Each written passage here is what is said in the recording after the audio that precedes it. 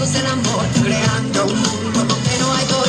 Tenemos el compromiso de crear un mundo mejor, dejando la indiferencia, el odio y el rencor, cerrando las heridas que dejaron los violentos, cambiando las balas por musicales instrumentos.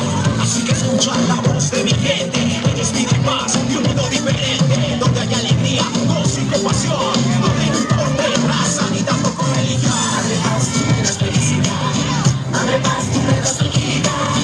Abre paz, tú me das la sensación que hay un futuro sin violencia en esta nación. Abre paz, tú me das felicidad. Abre paz, tú me das tranquilidad. Abre paz, tú me das la esperanza de vivir sin guerras, sin fronteras ni venganzas. Tiendo los brazos al cielo, regalando una sonrisa a la vida. Así lograremos el sueño de vivir juntos en armonía. Porque tú mereces ser feliz, porque él merece ser feliz, mi Colombia debe ser feliz.